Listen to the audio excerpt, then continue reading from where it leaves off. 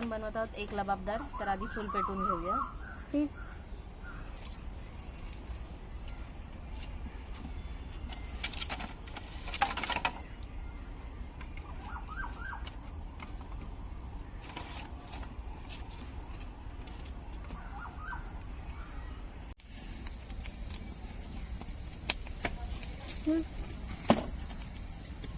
Ingredient बघून घेऊया. 3 मोठे कांदे एकदम बारीक चिरून घेतलेले आहेत. कढीपत्ता, मिरची, अद्रक अशी शेड्समध्ये कापून घेतलेले आहेत. कोथिंबीर आणि याच्यामध्ये टॅमॅटो आणि थोडंसं किंचित अद्रक आणि काजूची पेस्ट आहे.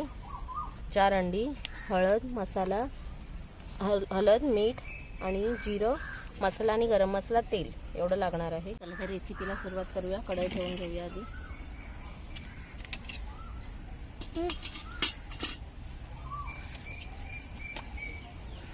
तेल घालूया.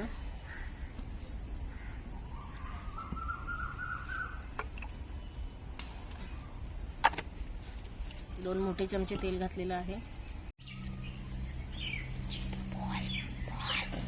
जिरं टाकलं. त्याच्यानंतर कढीपत्ता. आता कांदा टाकून घेऊया.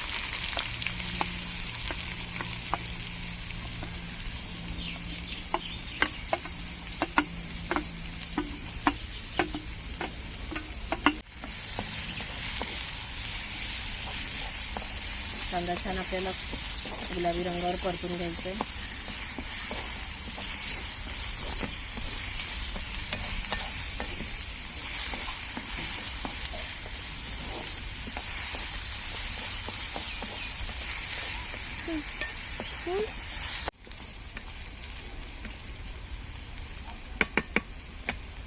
कांदा छान भाजून झालेला आहे. आता आपण ही प्युरी टाकून घेऊया.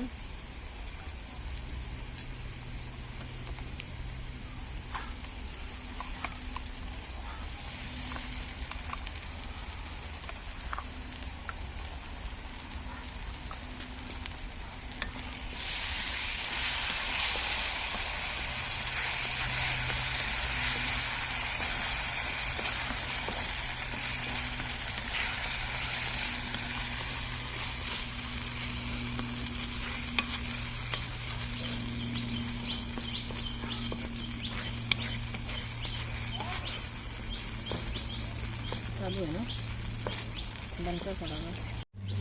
प्युरी घातल्यानंतर आपल्याला ढवळतच राहायचं आहे, कारण की काजू असल्यामुळे खाली लागण्याचे चान्सेस असतात.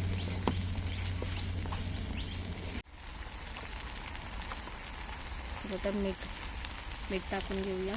चवीनुसार मीठ, हळद, लाल तिखट 1 चम्मच अजून घालते. आपल्या चवीनुसार घालायचं. गरम मसाला.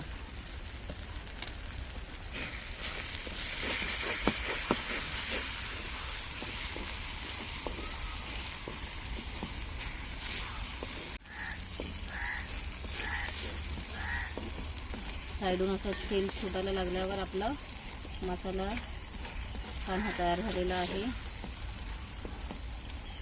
आपण ज्या याच्यात वाटप ठेवलेलं त्याच्यातच पाणी घालून मी घेतलंय. थोडं पाणी घालायचं आपल्याला.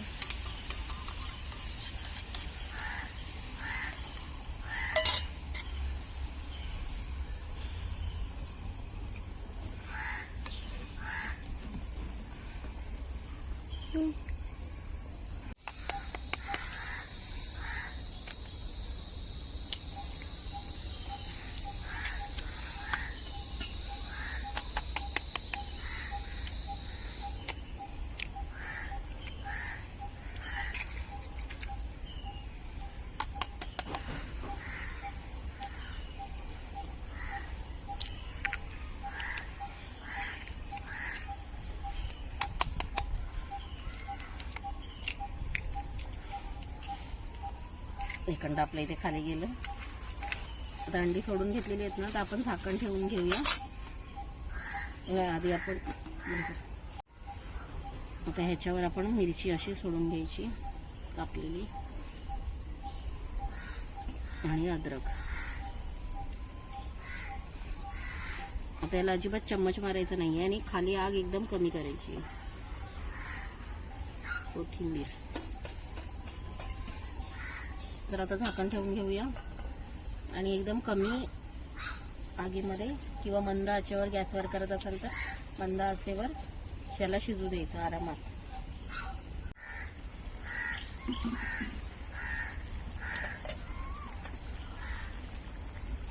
अंड्यांना आपल्याला अजिबात हलवायचं नाही आहे. बाजूला असा मसाला फक्त हे करायचा. अंडे असे छान शिजू द्यायचे. अजून एक 5 मिनटं लागतील आपल्याला.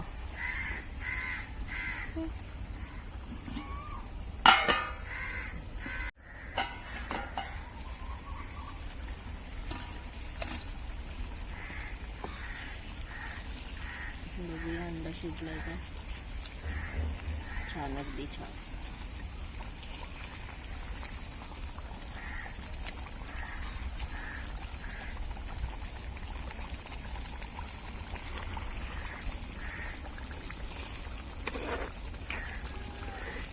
मग सुगंध कसा येतो?